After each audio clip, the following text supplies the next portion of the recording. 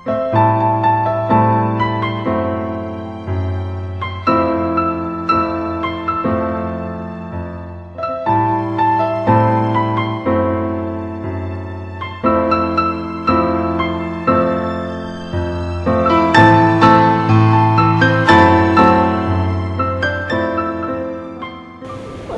ko, kayo na lang po bahala sa pamilya ko. Maging matapat na lamang po sa kanila. At kung ano man ang kasalanan po nila, patawarin niyo na lang po. At kung ano rin ang nagawa kong kasalanan sa kanila, nung sila'y nabubuhay, patawarin din po nila ako.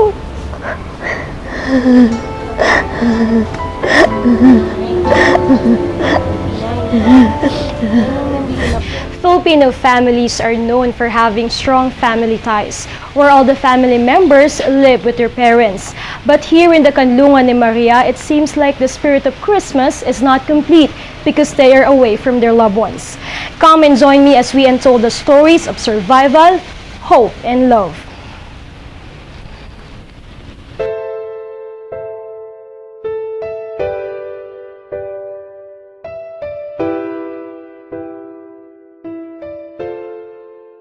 Christmas has always been the most awaited holiday of the year for everyone. It is definitely a season to look forward to. Every December, it's so magical how people become so kind and selfless, and how the atmosphere would be filled with the spirit of giving and sharing. The scenes are almost predictable every year. You'll see the most people busy shopping gifts for their loved ones and friends. And while some are thrilled in decorating their houses with Christmas ornaments, others opt to escape the busy city life and book a trip somewhere to spend their holidays. Christmas indeed is a season for families, but many of us are not aware that more than wonderful gifts, colorful Christmas trees, and happy trips, there are some people who just wish to have a family to spend their Christmas with.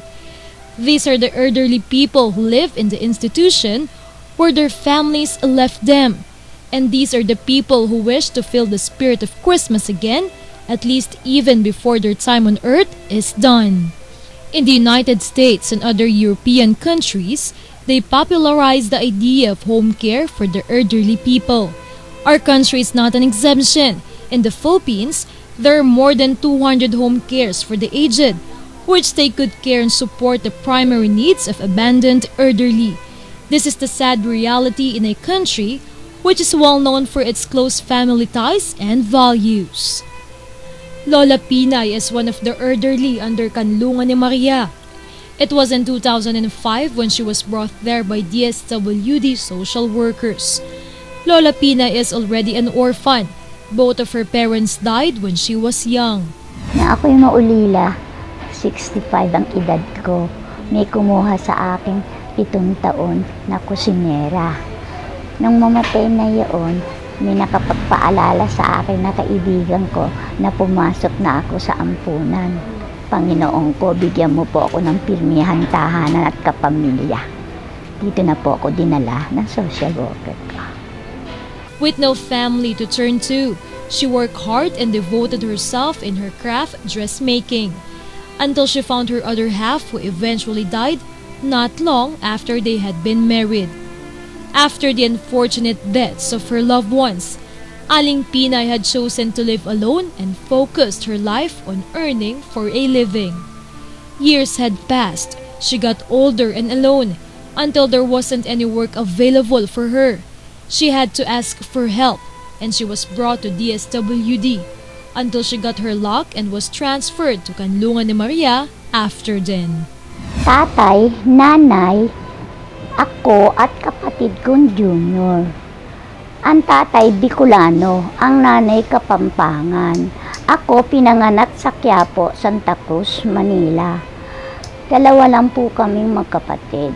Noong 1949, sana 2 po kaming gagraduate ng high school. 1947 po ay nalunod siya. Kaya ako po ay nag-iisa na lang. Ang sabi ng aking nanay tatay, mag-aral ka ng vocational. Kumuha po ako ng dressmaking at saka embroidery. Nakagraduate po ako naman sa edad ko ng 24.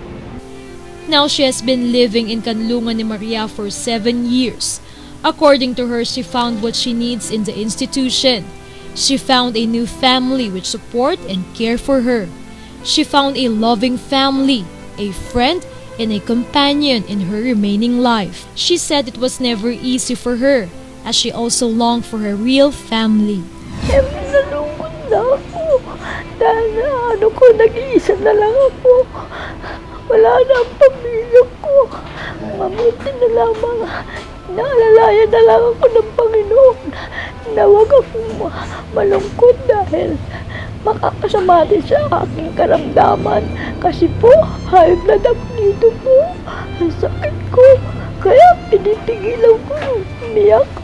Humihingi ako ng tulong sa Panginoon na mapaglabanan ko ang aking kalungkutan.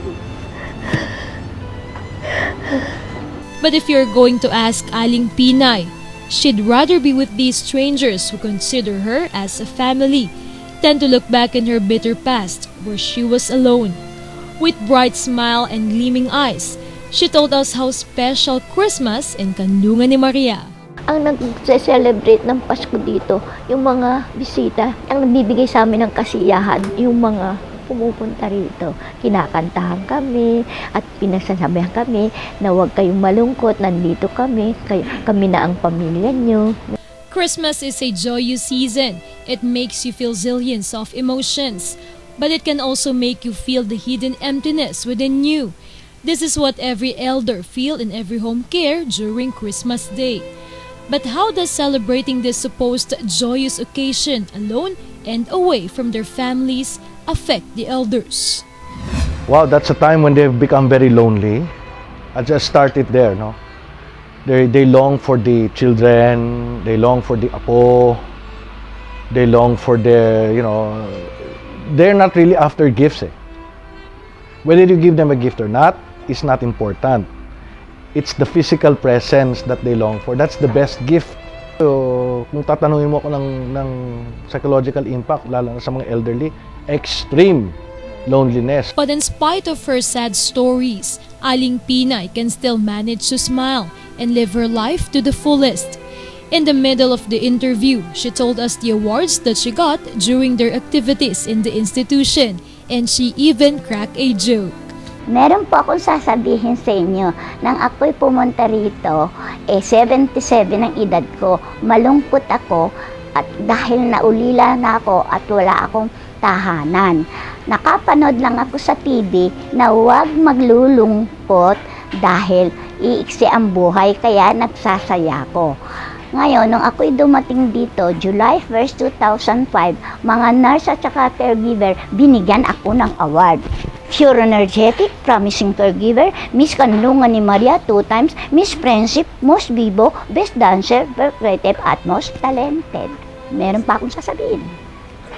Meron ako sasabihin pa, bukod doon. Ngayon, di ganun nga ang aking meron akong sasabihin, tatawa kayo. Sabi ng mga staff, pag tumatanda, nag-iiba ang ugali. Ang naging ugali ko, nitong ako'y tumanda, mas matampuhin, mas maramdamin, mas iyakin, mas sumpungin. O, di tumawa kayo. The life story of Aling Pinay made me realize that in spite of what happened to us, either good or bad, we should continue to move forward in our lives. Kay Kristo lang. Kay Kristo lang ang tiwala ko, ang kamatayan niya'y kaluwatian ko. Bawat tagumpay ay sasabihin ko, aking lakas, pag-asa kay Kristo lang.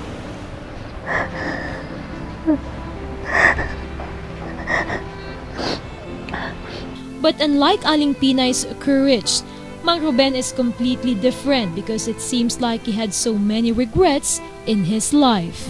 Wala akong pamilya. Ako yung nakapalagaan na ako. Paano pong walang pamilya? Namatay na mo ba sila? Wala, magulang ko. So, Magulang ko, saka lolo, wala na. Lola. ano nangyari sa kanila? Dito na ko maliit pa ako. So, nung maliit pa kayo, doon na namatay yung parehong nanay at tatay niyo? Mang Ruben is also an orphan. He was young when both of his parents died. He was only 15 years old when he started working to be able to sustain his financial needs and survive without having a family on his side. Mang Ruben spent the rest of his life working and trying to succeed in his life that he was no longer able to marry. According to Mang Ruben, he never experienced to celebrate Christmas with his loved ones. When asked about his thoughts on celebrating Christmas, he started to cry. Tay, pag, di po ba kayo, let's say, pag may nakikita kayong buong pamilya na magkasama sila, magsa-celebrate ng Christmas o kahit sa TV na papanood nyo, ano nakakamdaman nyo? May nakakaramdam ba kayo ng inggit?